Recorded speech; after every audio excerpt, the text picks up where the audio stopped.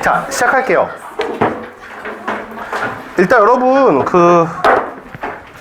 요거 왜 안 내요? 이거 숙제검사 이거 늦었어. 다음 주부터 해도 이렇게. 그쵸? 아니 이거 지금 내면은 언제 걷어가? 네. 자, 수업합시다. 이렇게 하하오 울다가 오늘 니네 저녁을 못 먹는다니까? 저 밖에 있는 과자 한 움큼 집어가가지고 눈물 흘리면서 먹고 싶어요? 밥을 먹어야지. 자, 일단은 변 선생님이랑 결혼을 안 했다. 두 번째, 변 선생님 결혼했나? 이따 가서 물어볼게요, 끝나고. 나한테, 그럼 개빡치네. 그럼 나한테 초대 안 했다는 소리잖아. 많이 먹을 것 같아서 초대 안 했나? 치사하네. 너무 치사한 것 같아요. 그리고 두 번째, 이게 더 중요해. 변 선생님 결혼이랑 그게 뭐가 중요해? 여러분들 녹색책 있잖아, 녹색책 답안지를 받아가셔야 돼요. 그리고 세 번째, 아까 스텝업 신청할 사람들은 지금 주세요. 조교 선생님한테 달라 그럴게. 됐죠? 그러니까 여러분 이번 한 번만 신청받는 게 아니라 여러분들이 필요할 때 언제나 신청할 수 있으니까 얘기만 먼저 하세요. 얘기만. 선생님들 뽑아야 되니까. 알겠죠? 이거 애들 스텝업 추가. 네.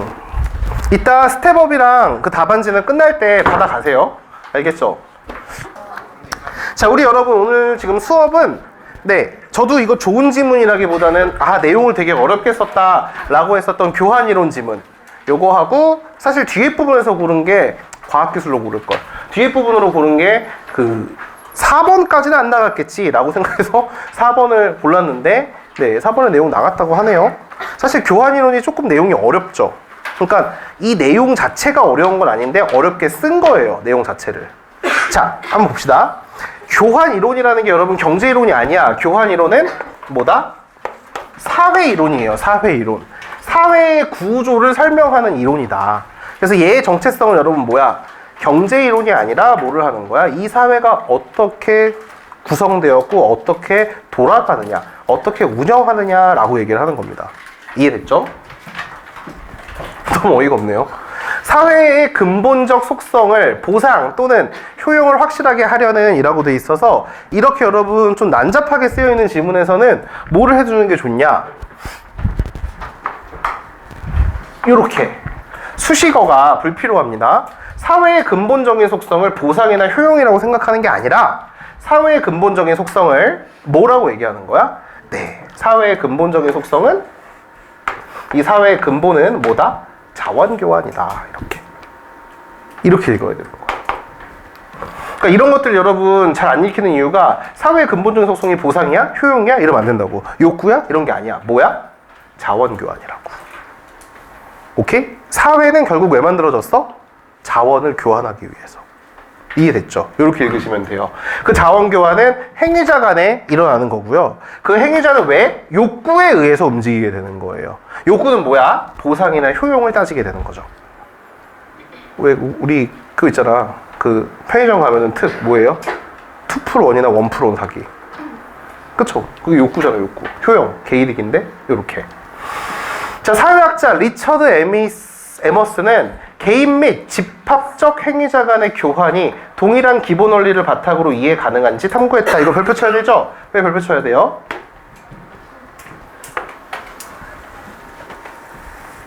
질문이잖아요. 질문. 저 정보가 그래서 중요한 정보죠. 자, 질문이 뭐야? 개인의 교환과 뭐가? 집단의 교환을 동일하게 설명해도 되냐? 이거잖아요, 지금. 그쵸? 그래서 안 돼 라고 하면은 사회의 구조를 설명할 수 없겠죠. 사회의 구조는 어떤 거니까?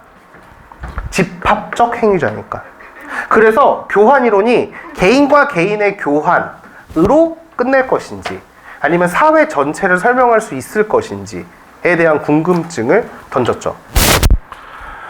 에머슨이 볼 때 사회의 구조는 자기의 자원 가치를 높이려는 행위자 간의 자원 교환으로 구성된 것이다 라고 이야기를 했기 때문에 바로 여러분 뭐야? 에머슨은 어떤 거? 교환이론을 지지하는 쪽이죠. 지지하는 쪽. 이렇게 넘어가시면 돼요. 자, 이제 여기서부터가 스키마 계속 들어가.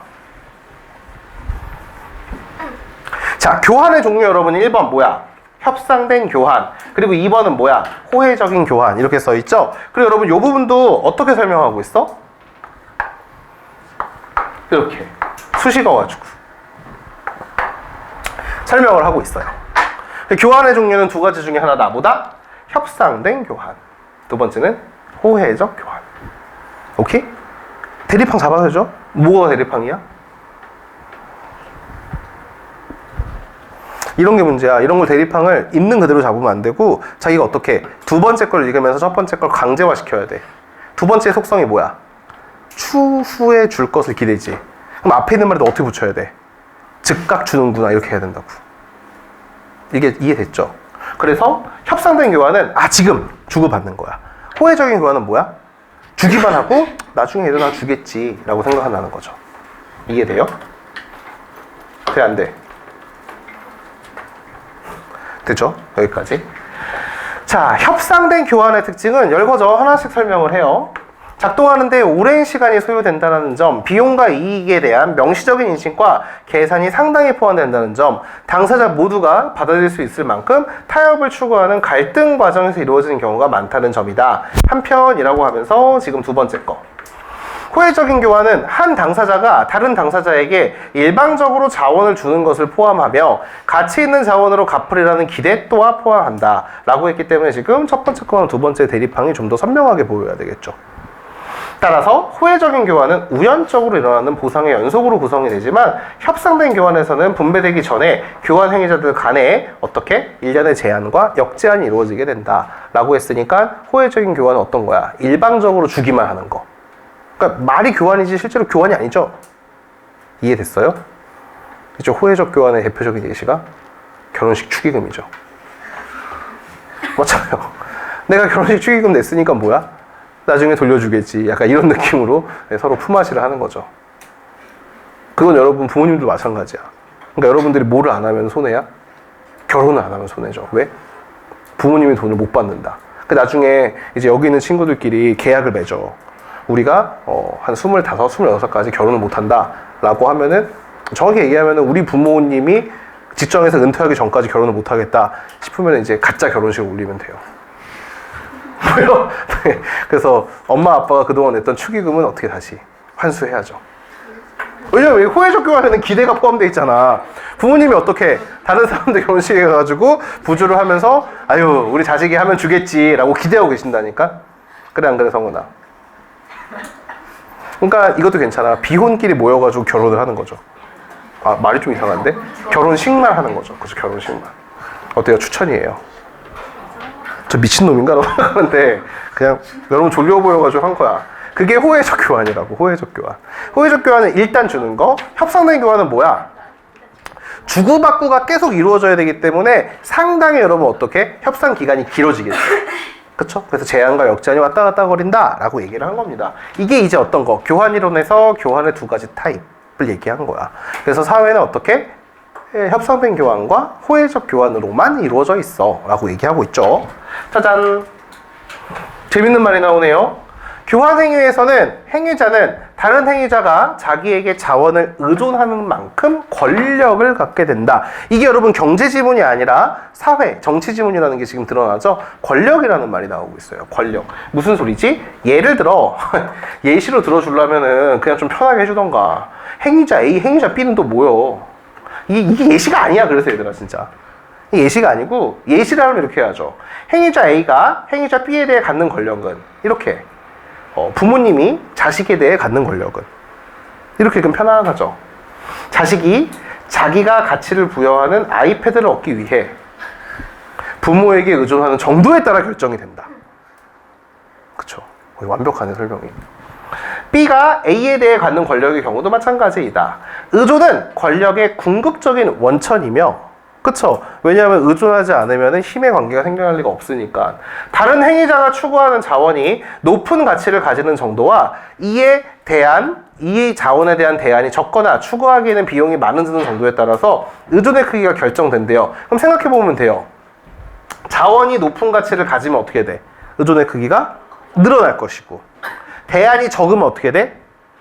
커질 것이고 추구하기에 비용이 너무 많이 들어도 커지겠죠. 그렇게 생각해 보시면 좋겠죠. 자, 두 행위자 모두 상당한 정도의 상호 의존성을 보일 수가 있는데요. 각자 상대방에 대해 큰 권력을 부여하고 그럼으로써 교환 관계에서 권력의 총량 또는 평균값이 커지기 때문에 구조적인 응집력, 그 관계가 잘 안 깨지는 게 증대되게 됩니다. 라고 얘기하고 있어요. 자, 이쯤 오면은 정신이 몽롱해지기 때문에 정리를 한번 해봐야 돼요. 첫 번째 문단에서는 무슨 설명을 했어? 첫 번째 문단에서는 서론이죠, 서론. 교환이론. 이 뭐다? 교환이론으로 사회의 구조를 설명할 수 있을까? 이렇게 지금 물어본 거죠. 자, 두 번째는 교환의 뭐예요? 교환의 유형에 대해서 이야기를 한 거죠. 교환의 유형에 대해서 이야기했기 때문에 여기서 1번과 2번이 나오게 되죠. 무슨 교환과 무슨 교환? 협상과 호해. 이렇게 두 개죠. 두 개의 대립항을 잘 잡았어야 돼. 호해는 한쪽이 일방적으로 퍼주는 거, 나중에 받으리라는 기대. 협상은 아니죠. 서로 주고받게 하는 거. 이렇게. 그러니까 2번이랑 1번 중에 뭐가 더 많겠어? 당연히 1번이 더 많겠죠. 더워요? 더우면 에어컨 켜주고. 한번 켜봐? 배터리가 없는데? 아니, 뭐 없어. 왜 우리 학원 아무것도 없냐? 여기 있다. 빠밤. 어? 보이지가 않아. 네? 뭐라고요? 왜? 뭐 이상한 일이 일어났어? 아, 여기가 더울 수밖에 없는 게 이게 여러분 진짜 엄청 뜨거워요, 생각보다. 바람이. 그래서 예빈아, 너무 춥거나 아니면은 이제 뭐라고 해야 되지? 네, 힘들면 얘기하세요. 거기가 아마 추울 수도 있을 것 같아. 사실 한 번도 안 해봤어. 나오긴 하나? 나와요. 찬바람이 맞아? 그리고 여러분 세 번째 문단에서는 지금 뭐 말하고 있어요? 세 번째 문단에서는 교환으로 인해서 뭐가 발생한다? 의존이 발생하고, 그쵸? 의존이 발생하고, 이 의존으로 인해 가지고 뭐가 발생하게 돼? 권력이 발생하게 된다. 그러니까 이 글이 여러분 전형적인 수능 특강의 글이야. 그냥 뚝뚝 끊어져 있어요. 그러니까 두 번째 거랑 세 번째 거랑 이어지지 않아요. 아까 여러분 뭐처럼, 아까 우리가 읽었었던 생명 지문처럼 지지를 중심으로 이어지거나 그런 게 없어요. 수능 특강 지문들은 그냥 단순히 내용만 툭툭 뿌리는 거죠. 그래서 응집력이 약하기 때문에 내용을 여러분 어떻게 한 문단 한 문단 잘 정리하면서 기억을 해놔야 돼요. 사실 이런 것들은. 그러니까 이해하는 게 제일 중요해. 이해하는 게. 그래서 여기서 예시를 사용했죠. 예시를 사용해가지고, 네, 시우야 왜 그래? 바람 세기를 좀 줄여주실 수 있을까요? 이렇게 해달라고요? 바람 세 개만 좀 어떻게 해달라고? 낮춰달라고. 알았어요. 지금 사실 낮추기가 힘들어요. 보면은 잘 보여 안 보여? 그래요? 이 리모컨이 마탱이가 갔는데? 자, 그 다음 문단. 근데 이거 글 왜 이렇게 긴지 모르겠어. 글 존나 길어요, 진짜. 거의 세트 지문급이야. 개 길죠? 지금 우리 세 번째 문단까지 했어. 자, 네 번째 문단. 그러나 행위자가 교환 상대보다 많은 권력을 가지며 라고 하면서 지금 계속 무슨 이야기 하고 있어? 권력 이야기를 하고 있죠. 많은 권력을 가지면 이 행위자는 교환 상대의 의존을 이용하여 부가적인 자원을 확보하거나 의존적인 상대방으로부터 자원을 획득하는 데 드는 비용을 줄일 수가 있다 라고 해서 여러분 어떻게 간단하게 읽어야 돼? 둘이 여러분 뭐냐면은 권력 관계가 균형적이지가 않으면은 다른 한쪽이 다른 한쪽한테 뭐를 할 수 있다? 갑질을 할 수 있다. 그쵸? 이렇게 생각하면 되고, A에 대한 B의 의존 때문에 A가 B에 대해 더 많은 권력을 가진다면은, 즉 여러분 여기서는 A하고 B 중에 누가 더 의존을 많이 하는 거야? B. 그럼 A가 B에 대해서 더 많은 권력을 갖게 되겠죠. 그러니까 의존을 할수록 상대방의 권력이 커진다라는 것만 기억하시면 돼요. A는 권력의 이점을 가지고 그것을 사용하게 됩니다. 어떻게 사용하는 거야? B한테 부가적인 자원을 확보하거나 아니면은 자원을 획득하는 데 드는 비용을 줄일 수가 있다라는 거죠. 이게 권력의 불균형 관계에 있는데 에머스는 권력의 불균형으로 인한 권력 사용은 어떻게 한다? 권력 관계에 평형을 부여하는 균형화 작동을 활성화한다고 보았다. 자, 매우 중요한 거죠. 왜 매우 중요해? 이렇게 과정이 나오고 있잖아요. 과정. 그러니까 여기서 여러분 지금 네 번째 문단에서는 교환은 의존을 만들어내고 의존은 권력을 만들어내게 돼. 자, 그래서 권력 중에서 여러분 무슨 권력은?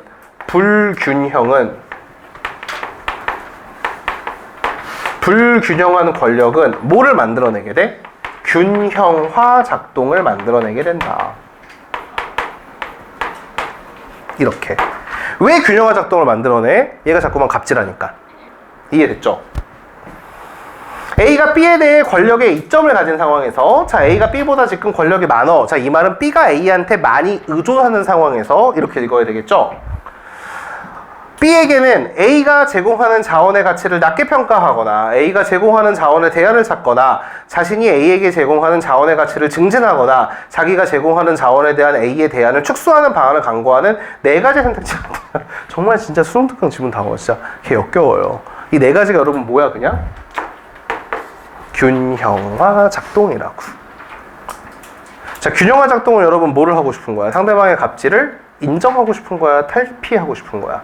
탈피하고 싶은 거죠. 그래서 어떠한 전략을 사용해요? A의 자원의 가치를 낮게 평가하거나 아니면은 A가 제공하는 자원에 대안점을 생각을 하거나. 그럼 A한테 뭐를 하지 않아도 돼? 의존하지 않아도 되잖아.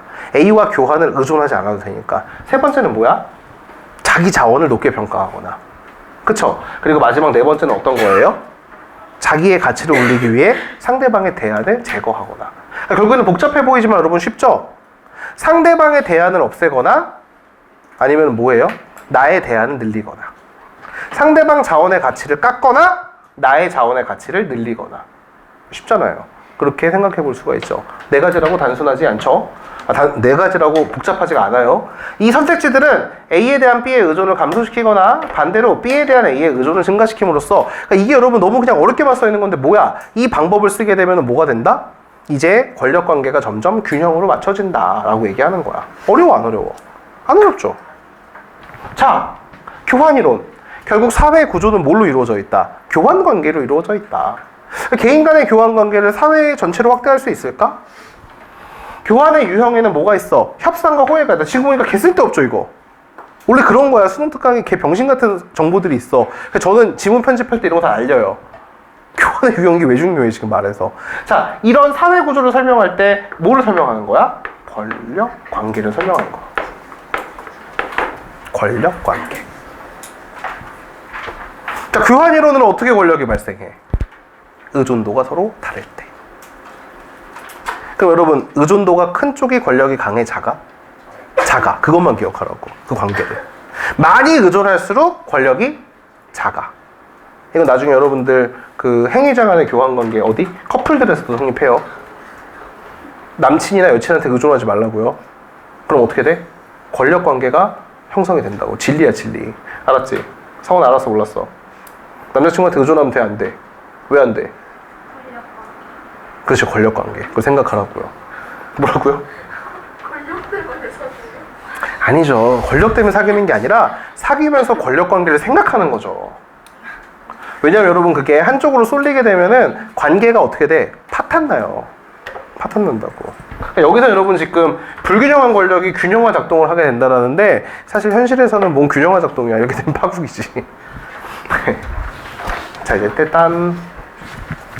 이러한 아이디어를 바탕으로 에머스는 행위자 간의 연결 패턴인 네트워크 구조를 통해 자, 이것도 마찬가지로 뭐예요? 네트워크 구조를 설명하는 거죠. 네트워크의 중심성과 권력 관계의 변화를 설명하게 됩니다. 라고 하니까 이게 여러분 지금까지 되게 중요했던 이론이죠. 이런 게. 이 아이디어야. 이걸 바탕으로 뭐를 한다? 네트워크 내의 중심성과 권력 관계를 설명을 합니다. 그러니까 이것도 이제 중심성 그리고 뭐가 나와? 권력 관계의 변화. 두 가지를 서술을 하겠죠? 또 열거예요. 중심성은 네트워크 내의 다른 위치들을 연결하는 까지가 뭐에 대한 설명? 중심이 되는 설명.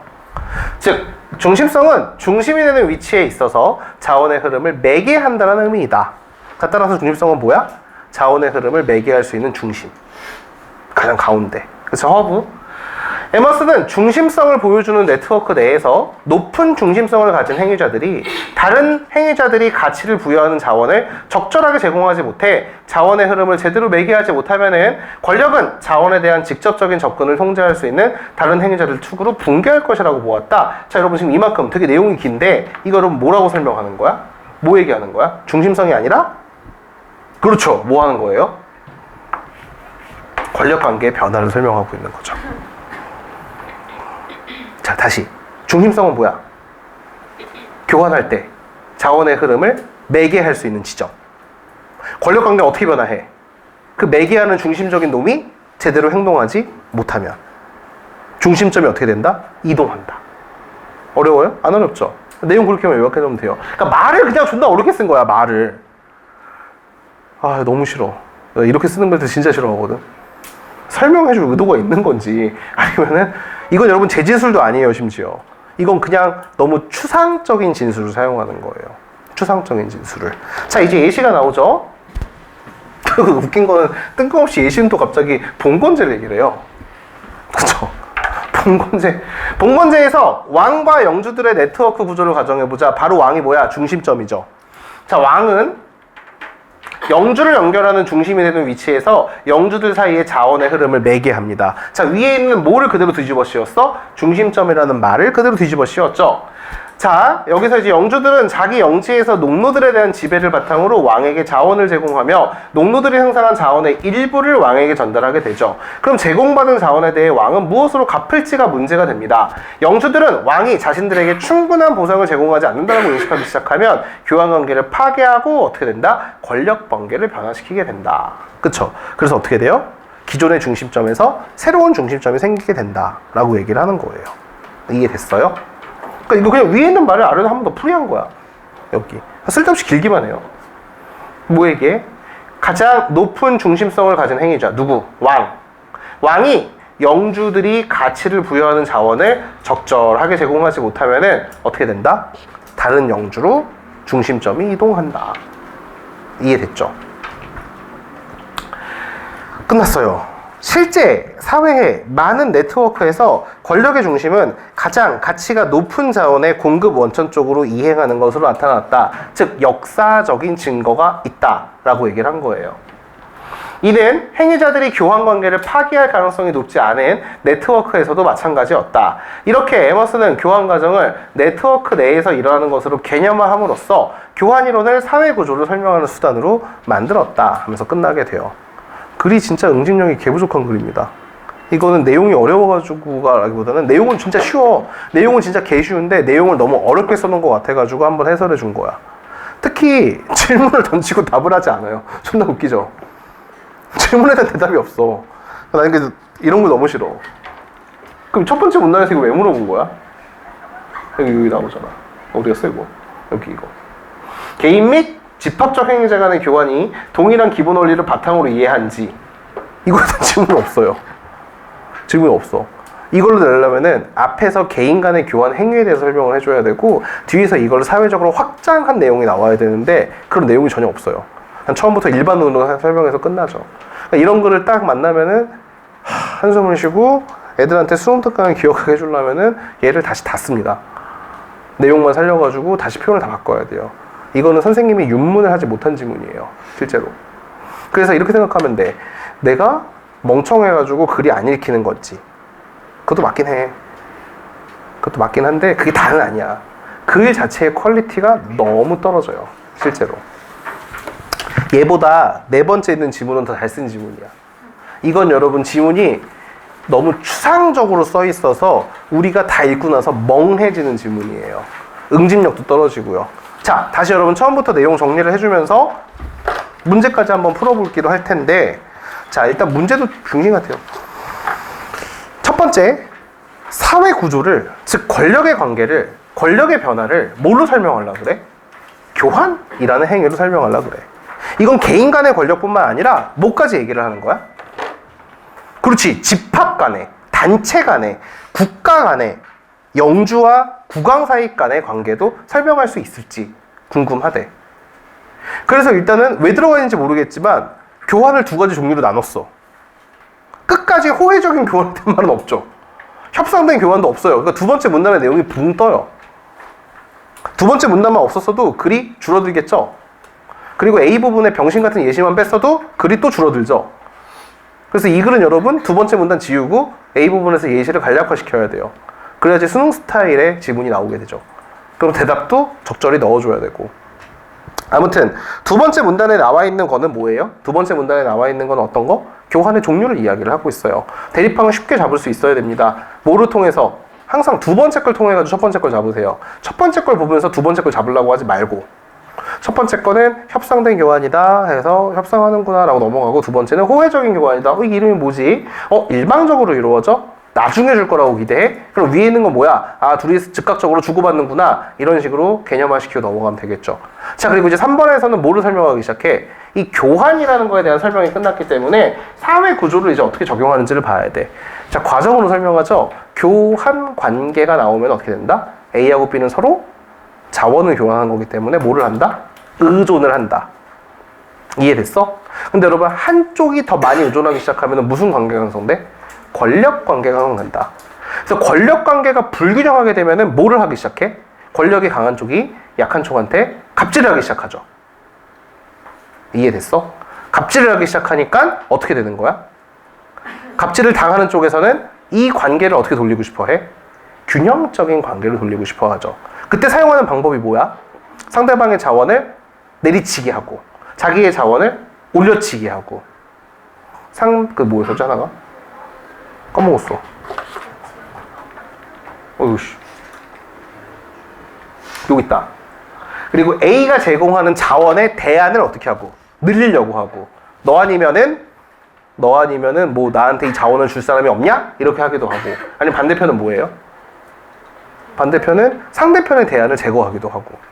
이해됐어요? 그렇게 볼 수 있죠. 그래가지고 이 네 가지 선택지를 통해가지고 어떻게 한다? 이 권력의 균형 관계를 맞추려고 해요. 라고 얘기를 했어요. 차라리 이 부분에서 예시를 개인적인 예시로 주게 되면은 개인의 예시를 통해가지고 어떻게? B에 들어가서 사회 구조에도 확장된다라고 할 수 있는데, 여기서 일반적인 론으로 했기 때문에 글이 투명하게 안 읽히는 겁니다. 자, 이제 A구나. 이제 A로 넘어가게 돼가지고 뭐를 해? 이런 아이디어를 통해서 뭐를 얘기한다? 사회 구조에서 권력이 어떻게 변화하는지를 보여준다. 라고 얘기를 하는 거야. 그래서 사회 권력에서 뭐가 있고? 중심점이 있고. 그 중심점은 뭐예요? 자원의 흐름을 매개하는 곳. 그래서 예시로 쉽게 두고, 영주가 모든 자원을 어떻게 해가지고 모아가지고 왕한테 갖다 바치면은, 왕은 여러분 그걸 어떻게 해야 돼? 지가 혼자 소모하는 게 아니라 다른 영주들한테 매개로 뿌려야 된다 라고 얘기를 하는 거죠. 이해됐어요? 그게 여러분 시간일 수도 있고 병력일 수도 있고 아니면은 그 도시에서 나오지 않는 자원일 수도 있는 겁니다. 여기까지 이해됐죠? 예를 들어서 철광석이 많이 나는 데서 곡물로 철광석을 냈으면은 왕은 여러분 어떻게 하는 거야? 거기가 산골 지방일 테니까 생선 같은 걸 보내준다거나 이런 식으로 왔다 갔다 거려야 된다는 거죠. 아니면 기술이나 병력을 보내주거나 이런 식으로. 이해됐어요? 그래서 그런 관계가 중심점에서 해야 되는 관계고, 그 중심적이 여러분 뭐를 못하면은, 자원의 흐름을 매개하지 못하면은 우리 다른 영주들은 어떻게 한다? 새로운 중심점을 찾아 나간다 까지 얘기를 하고 있죠. 이해됐니? 그걸 그림으로 엉성하게 나타낸 게 바로 4번 문제예요. 매우 놀랍게도 시력 테스트를 하는 줄 알았어요. K1부터 10선까지 보이지가 않습니다. 11월. 그쵸? 그래서 이런 건 여러분 그게 중요한 게 아니라 그림 1, 2에서 무슨 차이를 보면 되는 거예요. K1 중심점이 날아갔구나 그걸 보면 돼. 그러니까 문제마저 저급하죠. 왜? 새로운 중심점이 안 보여. 그러니까 중심점이 교체되는 걸 보여줘야 되는데 자기가 그리다가 현타왔나 봐. 그래서 그냥 중심점을 사라뜨리게 하면서 끝나게 되죠. 4번 문제는 그걸 얘기하는 겁니다. 그리고 학교 시험 문제는 여러분 보기를 그대로 사용할 가능성도 있기 때문에 보기까지만 해석을 하고 들어가면 돼요. 알겠죠? 그리고 2번 문제도 여러분 지금 예시로 치고 있는데 이것도 더 병신 같아요. 일단 T1, T2부터가 무슨 터미네이터도 아니고 이게 말이 됩니까? 그냥 A, B, 갑을이라고 하면 되는데 T1, T2가 테니스 게임을 한대요. T3가 들어와가지고 T2랑만 게임한대요. 저는 억까 심하죠. 그래서 이제 어떻게 T1과 T3는 T2에게 의존을 해야 돼요. 불균형한 권력 관계. 게임에서 테니스를 제공을 합니다. 이후에 T4가 들어와가지고 어떻게 돼? T1이랑 T3만 테니스를 친대요. 그럼 여러분 어떻게 돼요? 이렇게 되는 거죠. 아, 병신같은 지금. 문제도 웃겨. T1, T2, T3. 얘들 어떻게 된 거야? 이렇게 의존하게 된 거죠. 그래서 여러분 T4가 나오게 되면서 이렇게 되는 거죠. 그럼 여러분 T2가 T1이랑 테니스를 치면은 얘가 여러분 어떻게 하게 돼? T3한테는 대안이 되는 거고. 이해됐어? 그래서 대안이 추가가 되면서 뭐가 되는 거다? 균형 관계를 회복하는 거다 라는 선지예요. 진짜 못 만드는 것 같아요, 문제. 3년 전 EBS 원장이 바뀌고 나서부터 수능 특강의 퀄리티가 진짜 개떡락합니다. 그래서 수험생들한테 제가 맨날 얘기하는 게, 야, 그래도 EBS에서 발행한 책은 보고 뭐야 수능 공부를 해야지 라고 얘기를 했는데, 이제 더 이상 수능 특강 독서는 안 해도 돼 라고 얘기하죠. 왜냐면 이걸 읽는다고 독서 능력이 향상되지 않아요, 절대로. 이거는 철저히 내용을 기억하는 정도. 나오면 어떡하지? 약간 이런 느낌. 그러니까 내신처럼 공부를 하기를 원하는 거죠. 에휴, 별로야. 교환이론. 여기서 여러분 2개 보기 사라까지 얘기를 했죠. 학교에서 문제는 풀어요? 그럼 나 안 풀어도 돼? 설마 틀리는 거 아니죠? 지금 풀고 틀리는 거 아니죠? 제가 이거 뭐 다음 주에 오염열 카드 해가지고 틀리는 거 확인 안 해도 되죠? 너희도 너희 스스로 못 믿니? 이거 설마 틀릴 리가 없겠죠? 한번 풀어볼래요, 그럼. 다른 거 풀 필요 없어. 1번이랑 3번만 한번 풀어봐, 그럼. 제 설명이 괜찮았다면은 잘 풀 수 있고, 아니면은 이제 퇴원.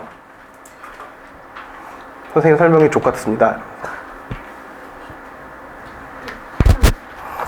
왕성은 다음 주까지 범인 잡아와. 허위 사실 유포한 범인 잡아오라고. 알았지? 대답해. 대답.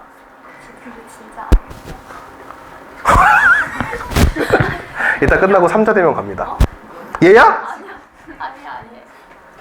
일단 10만원 현상금 원티드 걸게요. 변세희 선생님한테 주려고 했던 축의금을 줄게요. 변세희 선생님 나 사이는 10만원이에요. 알았죠? 누구라고 지원아? 준원이야? 너야? 네가 범인이라는 지금 소리 제보가 들어왔어. 준선이야. 네가 근원지야? 그럼 지원이가 왜 너를 가르쳤어? 돈 떼먹을. 아, 돈 떼먹으려고? 다음 주까지 여러분 한 명을 사냥해가지고 돈을 타가시던지 하세요. 이렇게 친구랑 해가지고, 야, 내가 3만원 띄워줄 테니까 네가 범인이라고 하자 이러면서. 그럼 제가 촬영해가지고 유튜브에 올릴 거예요. 다시는 선생님들에 대한 루머를 양상하지 않겠습니다 해가지고, 네, 유튜브에 공개사가 올리게 해야지. 뒤졌다 진짜. 감히 처녀의 앞길을 막어. 세이쌤 썸남이 알면 얼마나 슬프겠냐고.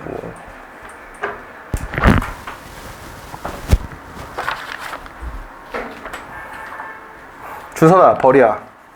1번의 정답 몇 번이야? 그렇죠. 어디가 잘못했어? 권력의 불균형을 심화시키는 게 아니라 뭐야, 그거 완화시키기 위해 가지고 뭐가 돼? 그치. 정상화 작동이 된다. 이렇게 봐야 되고. 3번은? 준선아 몇 번이야 다? 3번. 왜? 하율 통해. 그쵸? 후회적 교환이라는 거는 애초에 보상이 어떻게 추후에 이뤄지기를 기대하는 거기 때문에 타협하지 않겠죠? 이해됐어요? 그거예요, 그거. 뭐 후회적인 교환 관계의 예시가 부모님과 자녀 사이일까? 어떻게 생각해? 이 사람으로 따지면 전부 다 모든 거를 교환으로 봐야 되기 때문에 부모님이 자식한테 기대하는 게 후회적인 교환일까? 우리 엄마 아빠는 확실한 것 같긴 하거든요. 우리 엄마 아빠는 이제 자식이 다 갚겠지라고 생각하시는 양반들이에요. 그래서 우리 엄마 아빠는 현명하게 어떻게 안 갚을 것 같으니까 투자를 안 했어요. 정말이야. 우리 아빠는 자기가 낳았으니 책임은 법적 책임을 지겠다. 즉 법적 성년이 될 때까지만 돈을 쓰고 나머지는 네가 알아서 해 라고 했어요. 실제로. 그 20살이 됐으니 너도 사회에 나가가지고 돈을 벌 수 있으니 앞으로 네가 하고 싶은 대로 살아라 라고 하면서 이 자식을 방생했죠. 제가 그래서 재수를 못한 거예요. 제가 재수를 하는 데까지 걸린 시간이 3년이 넘은 게 돈을 모아가지고 하느라 그랬던 거예요. 우리 아빠는 진짜 돈 안 들였어요. 끝까지. 그리고 어이가 없는 게 뭐야? 날 약간 저평가된 가치주로 안 봤지. 그냥 개똥망 주식으로 본 거야. 나한테 투자했으면 어떻게 아빠 돈으로 서울대 갔다 이런 말 하고 다닐 수 있는데 이제 그 다음은 제가 아빠한테 항상 얘기하죠. 내가 대학 잘 간 거에 대해서 자부심을 갖지 마라. 항상 얘기를 해요. 그건 내가 벌어서 내가 한 거다 라고 얘기를 하죠. 아빠는 반대밖에 안 하지 않았냐 라고 해서 네, 우리 호혜적인 교환관계가 실패로 끝났어요. 저 아빠 별로 안 좋아해요. 아빠랑 같이 여행도 잘 안 가고 엄마랑 여행 가는 건 좋아해요. 아니 아빠는 돼지고기를 안 먹어. 그래서 같이 여행 가면 아빠는 돼지고기도 안 먹고 술도 안 먹거든. 오래 사실 거예요. 우리 아빠 돼지고기 안 먹고 술도 안 먹고 욕은 잘 먹어요. 사람들한테. 그래서 아빠 잘 살 건데 자 아무튼 넘어갑시다. 그래서 1번 3번을 맞췄으면 뭐 그래 전반적인 내용은 이해했다라고 볼 수 있겠죠. 두 번째 문단이 정말 그냥 그거야. 문제를 위한 정보. 문제를 위한 정보. 개인적으로는 별로 좋은 지문은 아니에요. 근데 이거는 어렵다라고 이야기를 해줘가지고 읽어보고 이해가 됩니다 라고 한 거죠. 자 다음 글은 괜찮은 글입니다. 다음 글. 이거는 안 읽은 학생 흔들어 보세요. 4번까지 안 나갔다. 아까 한 7명 있었나? 3명? 4명? 그러면 여러분 좀 뭐지? 한 3분 정도 본문 읽을 시간을 줄게요. 가원이가 패딩을 벗는 순간 이건 켜진다. 아니 바람이 너무 강력해.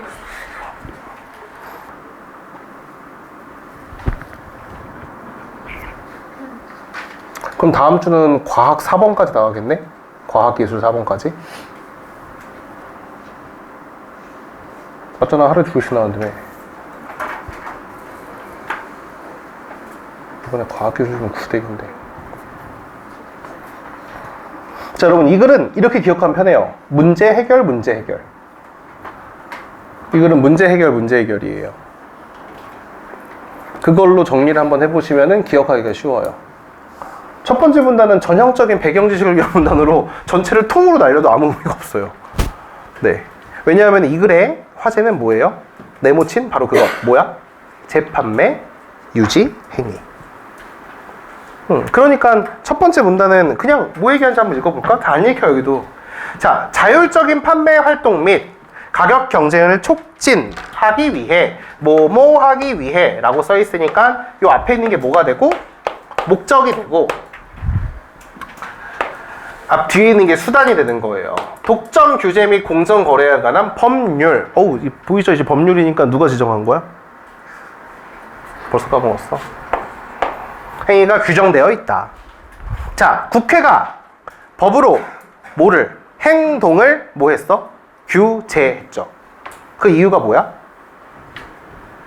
북한이 되기 아니서. 북한이 되지 않기 위해서. 라고 해석하면 되겠죠? 예를 들어! 라고 하면서 바로 이게 여러분 뭐의 예시야? 금지되는 행위의 예시죠. 그러니까 이만큼이 다 예시라서 개 쓸데없는 문장이에요. 버려. 끝. 왜 이걸 예시로 들어준지 모르겠어. 그냥 바로 뭐예요? 예를 들으면은 재판매 유지 행위가 있다. 이렇게 써버리면 되거든? 근데 이거는 그냥 어떤 거? 독점 규제 및 공정거래에 관한 법률에서 금지된 행위의 예시들을 그냥 하나씩 무의미하게 열거해주는 겁니다. 사업자들끼리 친목을 도모하고자 사업자들에게 경영정보를 제공하기 위해 만든 사업자 단체라고 할지라도 저런 게 무슨 단체예요? 뭐 대한민국을 움직이는 경영인 협회 막 이런 거 있어요. 네.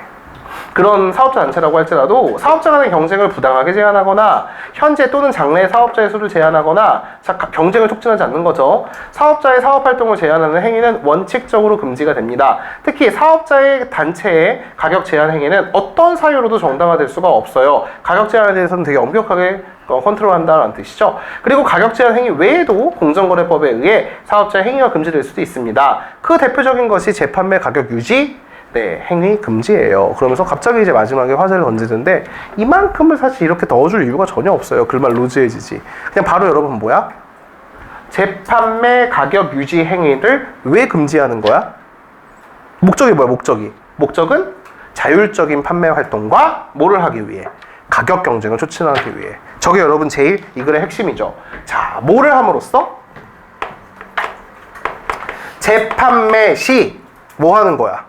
가격을 유지해라 라고 하는, 이거 유행? 다른 말이잖아. 유지해라 라는 행위를 뭐 하는 것도? 금지하는 것도. 뭐 때문에 그런 거야? 어떠한 목적을 달성하고자 해서? 자율적 판매 활동.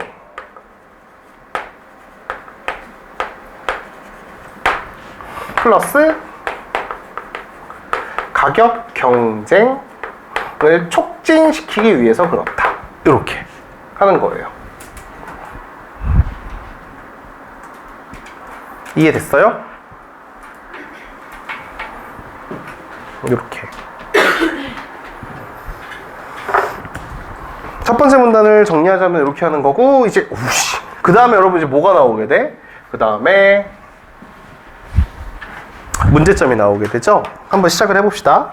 상표제도의 발달과 함께 상품이 규격화되면서 특정 상표가 붙어있는 상표품들은 다른 상품들에 비해 질적, 양적으로 식별이 용이하다. 여러 가지 다양한 상품을 취급하는 소매업자들은 고객을 유인하기 위한 방법으로 일부 상표품들에 대해서 낮은 가격을 설정하는 유인 연매를 실시하기도 한다. 진짜 응집력 개떨어져. 첫 번째 문장은 아예 필요가 없어요. 참고로 이 글의 흐름을 끌어나가기 위해서는 그냥 아무 의미가 없는 문장이 들어가 있는 거야. 도대체 여기서 뭐야, 상표제도의 발달과 애플 마크가 예쁘다 이런 얘기가 왜 들어가 있는 거냐고. 그냥 여러분 뭐가 되는 거야? 소매업자들은 다양한 상품을 팔기 때문에 뭐를 하는 거야? 자기가 파는 상품 중에 일부를 세일할 수 있다. 이해됐어? 이렇게 이야기를 하는 거지. 그러나 소매업자들 간의 가격 경쟁을 심화시키는 것은 상표품 제조업체에도 유통망의 피해와 상표품의 이미지에 손상을 줄 수가 있다라고 했기 때문에 문제점이 나오죠. 그래서 이를 방지하기 위해 해결책이에요. 상표품 제조업자는 너무 별로야 이름이. 그냥 제조업자는 뭐 하는 거야? 자기의 제품의 재판매 가격을 정해주는 재판매 가격 유지 행위를 요구하게 됩니다. 자, 얘들아, 문제는 뭐야? 문제가 어디서부터 발전되는 거야? 이것만 하면 집에 보내줄게. 아, 집에 못 가는구나. 기숙사 가겠죠? 문제가 뭐다?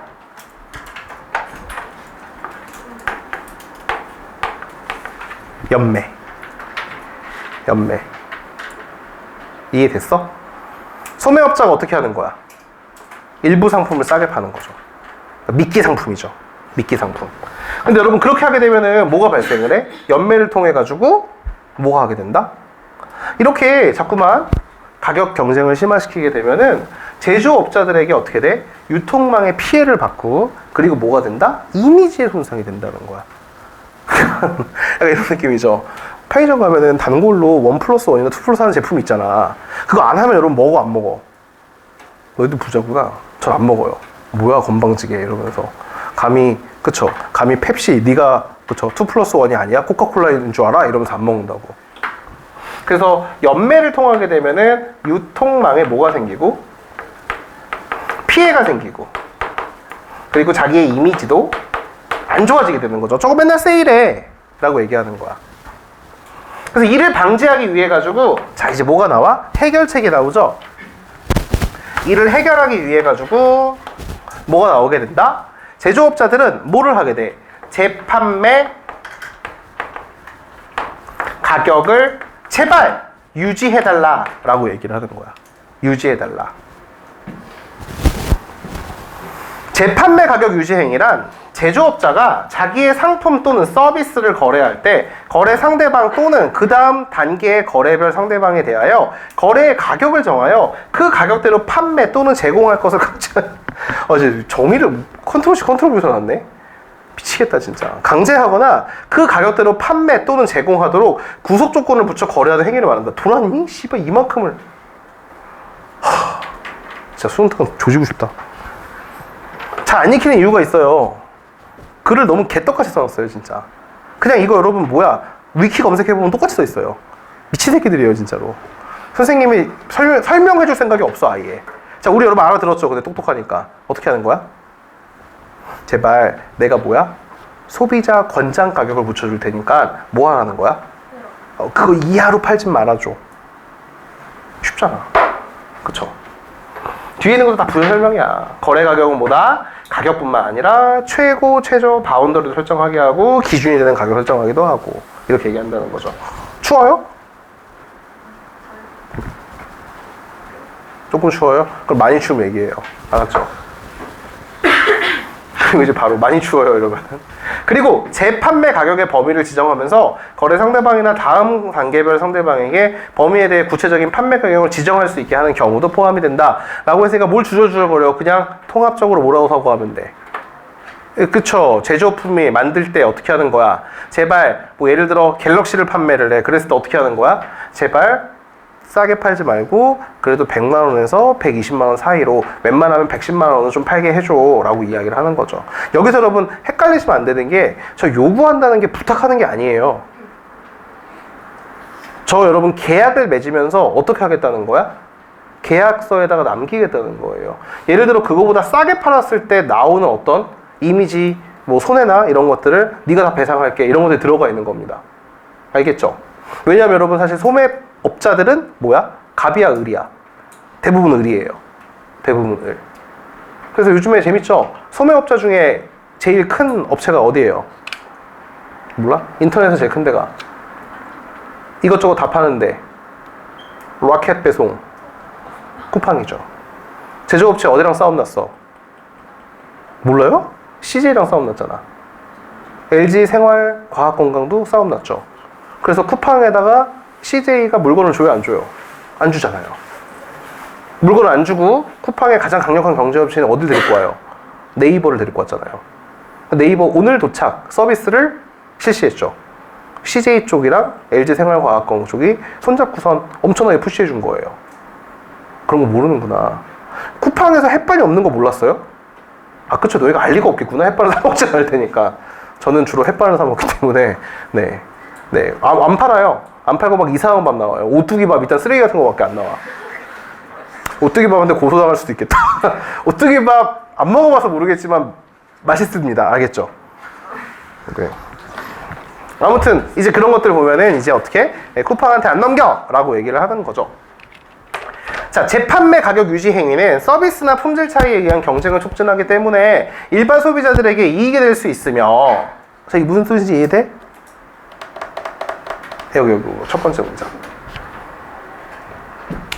얘들아, 재판매 가격을 유지하겠다는 소리는 모든 약간 시우 보니까 꺼져야 될 것 같아. 앞머리가 개 흔들리고 있어. 자, 재판매 가격 유지 얘기는 가격 차이가 있어 없어 물건 간에? 없지. 그러니까 여러분 어떻게 하는 거야? 서비스나 품질 차이에 의한 경쟁을 촉진한다고. 그러니까 가성비로 승부를 못 보게 한다고. 이해됐죠? 가격이 똑같으니까. 일반 소비자들에게 이익이 될 수 있으며 소비업자들에게 가격 경쟁의 부담으로 인한 도산 가능성을 쥐어주기 때문에, 자, 이것도 마찬가지로 뭐예요? 소비업자들도 어떻게 하는 거야? 너무 염가 판매를 하면은 뭐가 누적될 수가 있어? 손해가 누적될 수 있잖아. 그치? 약간 오늘 엘리베이터 타는데 가슴이 불쌍하더라고. 오유미당에서 전단지 붙인 거 봤어요? 못 봤어요? 오유미당이라는 데는 알죠? 밑에 돈가스집 하나 있잖아. 근데 거기서 여러분 이제 방문하시면은 뭐 계란밥이나 음료수나 뭐 소바나 뭐 이걸 준다고 써붙였어요. 왜 그럴까요? 최고당이 생겼으니까 그렇죠. 이거 이해됐어? 경제현상이잖아. 그래서 이제 서로 이제 어떻게 내가 더 싸다 이러면서 하게 되면은 소매업자들도 뭐가 생기니? 부담이 생기니까 도산 가능성을 줄여주기 때문에 소매업자들도 보호하는 효과가 있어요. 또 동일한 상표품의 경쟁은 제한되는 반면에 서로 다른 상표품 간의 경쟁도 촉진될 수가 있겠죠. 그러나 다시 또 문제야. 소매업자의 판매 가격을 구속하는 거죠. 첫 번째 문단에서 나왔듯이 어떻게 되는 거야? 판매 가격을 설정해버리는 것은 해당 상표품에 대해 가격 경쟁을 제한하는 문제점이 발생을 합니다. 라고 돼 있어서 해결책으로 나온 것에 뭐가 돼? 문제점이 나온 거죠. 해결의 문제. 이거의 문제는 바로 뭐야? 가격 경쟁을 다시 한번 제한한다. 그래서 독립적인 사업자들의 자유로운 가격 결정을 구속하여 가격 경쟁을 감소시키며 결국에는 시장 전체에 걸친 가격 담합을 조정하게 돼서 가격이 상승하게 되고 유통 조직의 효율성을 저해하게 되는 겁니다. 여러분 이 뒤에 나오는 거는 가격 경쟁이 제한됐을 때 벌어질 수 있는 일들이에요. 그래서 시장에서는 가격 담합을 되게 무서워하는 겁니다. 왜? 결국에는 담합하게 되면 어떻게 돼? 가격이 상승하게 되니까. 상승하게 됐을 때 그 피해는 누가 입으니까? 소비자들이 입으니까. 됐죠? 따라서 공정거래법에서는 바로 뭐다? 재판매 가격 유지 행위를 뭐 하고 있다? 해결책이 나오죠? 어떻게 해? 이 문제를 해결하기 위해서 뭐가 돼? 금지. 이렇게 하고 있어요. 다만 소비자의 후생 증대 효과가 경쟁 제한으로 인한 피해보다 큰 경우와 같이 재판매 가격 유지 행위에 정당한 이유가 있거나 공정거래위원회가 고시하는 저작물 같이 관련 법에 의해 예외적으로 인정되는 경우에는 금하지 않습니다 라고 했기 때문에 여기에서 여러분 뭐가 나와? 원칙이라는 말이랑 예외라는 말이 나오는 거죠. 이렇게. 그래서 예외사항은 여러분들이 정리를 해두고 가시면은 나중에 여기 예외가 있다 정도만 패킹하고 가면 돼요. 뭐랑 뭐야? 관련 법에 의해서 예외적으로 인정되는 경우, 그리고 어떤 거? 정당한 이유가 있는 경우. 그 정당한 이유라는 것보다 여러분 더 중요한 게 뭐가 중요한 거야? 소비자의 후생 증대 효과가 경쟁 제한으로 인한 피해보다 큰 경우를 얘기를 하는 거예요. 앞에 거 훨씬 더 중요하다. 이런 거 하나도 안 중요해. 추상적이라서. 정당이란 말이 뭐가 중요해? 그냥 뭐야? 재판매 가격 유지를 해서 소비자들의 후생이 커질 수도 있지. 품질이 좋아지거나 막 그렇잖아. 그치? 그렇게 됐을 때 얻어지는 이득이 뭐보다? 가격 경쟁을 제한했을 때보다 크다면은 허용하겠다고. 보통 이제 이런 것들에서 어려운 문제 하나 출제를 하죠. 여러 제품들 막 이렇게 나와가지고 표 그려놓고. 자, 관련 법에 의해 예외적으로 인정되는 경우에는 금하지 않아요. 이를 재판매 가격 유지 행위 일체를 위법하다라고 판단하던 종래의 원칙에서 합리의 원칙에 따라 판단하는 것으로 변경된 것입니다 라고 했기 때문에 이거는 여러분 변화점이죠. 옛날에는 예외를 인정해 안 했다고. 또 예시야. 예를 들어 가격의 상한선을 설정하는 최고 가격제로 소매업자의 이윤을 축소함으로써 소비자에게는 이익이 되는 최고 가격 유지 행위는 허용될 수가 있어요 라고 했기 때문에 바로 여러분 여기 나와 있는 예시는 어떤 거예요? 예시 위치도 병신 같네. 이 예시도 여러분 어떤 거예요? 요거죠. 소비자의 후생 증대 효과가 큰 경우의 예시죠. 너무 별로지 않냐 진짜. 그러니까 내용이 문제가 아니라 왜 이게 예시가 여기 들어가 있냐고. 여기 들어가 있어야지. 여기의 위치가. 그쵸? 에휴. 그러나 우리가 일상적으로 볼 수 있는 희망 소매 가격은 그 과자 뒤에 아직도 그 써있냐? 가격? 저는 과자를 사지 않아요. 과자를 맨날 사갖고 오잖아요. 거기 안 써있을 걸? 그거 박스 안에 들어있는 거라? 써있어? 너희들 나눠주는 과자에? 나 그래가지고 진짜 깜짝 놀란 게 쫄병 스낵 있죠 여러분. 쫄병 스낵. 쫄병 스낵이 안타깝게도 여러분들께 안 남아있었죠. 인기 존나 많더라고 애들한테. 쫄병 스낵. 그래서 내가 3박스가 사왔는데 다 틀렸어. 근데 물어봤더니 자기네 학교에서 1,300원에 판대. 한 개를. 우리 1,700원 네? 너희 더 비싸게 팔어? 있었는데 항상 없어서. 그러니까 이게 재판매 유지 가격 행위를 해야 된다니까. 저 여러분 쫄병 스낵 얼마에 샀는지 기억조차 안 나는데 그렇게 비쌌으면 제가 사실 몰라요. 저 고를 때 가격 안 보고 골라서. 그러니까 돈을 뭐 많이 벌어서 가격 안 보는 게 아니라 물건을 살 때 저의 그냥 최대 가치는 뭐냐? 맛있냐 안 맛있냐가 아니야. 저는 몸이 이렇게 생겼지만 과자를 안 먹어요. 그냥 진열해놨을 때 예쁠까? 애들이 들고 갈까? 이것만 생각하죠. 그래서 작은 봉지로 포장이 돼 있을까? 이것만 보고 사기 때문에 개수만 보고 사. 근데 대부분의 과자가 한 15,000원밖에 안 되니까 비싸네 그럼 씨바? 쫄병 스낵 15개밖에 안 들었던데? 더 이상 안 사야겠다. 근데 아무튼 쫄병 스낵을 사다가 우리 학원에다 자판기를 설치해가지고 내가 여러분 얼마에 팔면 1,500원 국제고보다 10% 싸게 팔아야겠다. 1,350원. 근데 이게 팔하면은 아무 문제가 안 되는 거예요. 근데 그거보다 싸게 팔 때만 문제가 되는 거죠 지금. 그래서 이 가격의 상한선을 정해줘가지고 어떻게 하는 거야? 쫄병 스낵을 1,000원 이상은 받지 마라 이 새끼들아 라고 얘기를 한다는 거죠. 그거는 이제 이익이 되니까 되는 거야. 그리고 희망 소매 가격도 바로 어떤 거야? 반드시 지켜야 하는 게 아니라는 거죠. 반드시 지키는 게 아니라 희망이야 희망. 그래서 위법성 여부에 대해 따져볼 필요가 있다. 추천 가격, 권장 소비자 가격이라고도 불리는 같은 말이에요. 이 말이 더 많죠? 권장 소비자 가격. 이게 여러분 이제 뭐라는 거야? 제품에 그게 적혀 있어도 이거는 뭐 하는 거야? 제조업자가 누구에게? 소매업자에게 권장하는 거지. 그치? 뭐를 하는 건 아니야? 그걸로 판매해야 한다는 건 아니에요. 이해됐어요?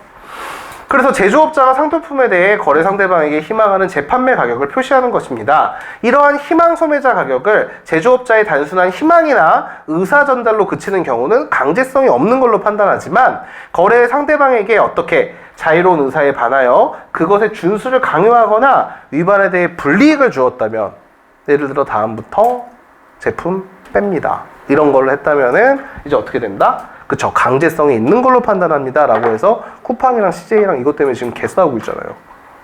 쿠팡은 아니다, 우리 그래서 뺀 거 아니다 이러고, 쿠팡이라는 그 소매죠, 소매 업체가 갖고 있는 이미지 하락에서 뺐다, 여기 너무 정품이 아닌 짭퉁이 많이 돌아다닌다 그래가지고 뺐다 라고 하니까 이제 쿠팡에서 허위사실 유포 이러면 또 고소하고 재밌어요, 보고 있으면 서로 저는 그냥 삐진 게 맞죠. 삐진 게 맞아. 그래서 아무튼 이렇게, 그러니까 이게 옛날에는 있을 수 없는 게 뭐냐면은, 옛날에는 여러분 쿠팡이나 아니면 G마켓이나 이런 것처럼 뭐가 등장하지 않아. 소매업체인데 공룡업체가 등장하지 않는다고. 야, 기껏 해봤자 편의점이잖아, 해봤자 슈퍼잖아. 그럼 여러분 누가 더 강하겠어? 공급업체가 압도적으로 강하겠죠. 그쵸? 근데 이제 소매업체들을 체인점으로 묶어가지고 굉장히 큰 편의점 조직이 생겨나거나, 근데 대부분의 그런 편의점 조직도 제조업체에서 같이 운영하는 대기업의 하나잖아요. 그쵸? 그래서 지들끼리인데 라고 하는데, 인터넷이라는 새로운 판매 활로가 생기면서 이렇게 힘싸움으로 들어가는 것도 꽤 재밌죠. 자, 이 지문 한번 정리해 볼까요? 공정거래법에서는 뭐를 엄격하게 제한해요? 가격 경쟁을 제한하는 행위, 즉 담합에 대해서는 민감하게 반응해요. 담합의 폐해가 너무 커서 소비자들한테 가기 때문이죠. 이해됐어요? 자, 그런데 여러분 이제 뭐가 있어? 여기서 출발하는 거야. 소매업체가 자기의 이득을 위해서 일부 상품에 대해서 뭐를 하게 돼? 싸게 판매하는 행위를 해요. 자, 그랬을 때 이제 여러분 공급업체, 제조업체에서는 뭐를 걱정하게 돼? 우리 이미지 떡락하면 어떡하나 를 걱정하게 되죠. 이해돼요? 그렇기 때문에 뭐를 요구를 해?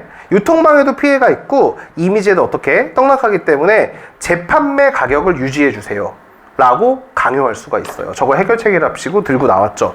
그래서 이걸로 얻게 되는 이점도 분명히 있어요. 이점도 분명히 있지만 중심 정보는 아닙니다.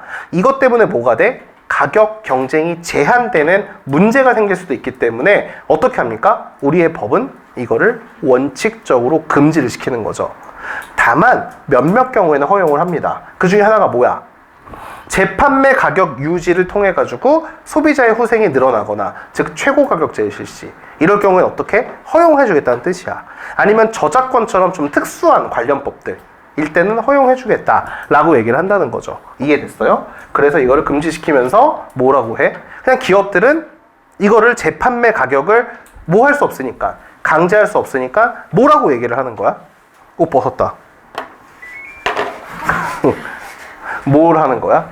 권장 소비자 가격이라는 걸 붙여놓는다는 거죠.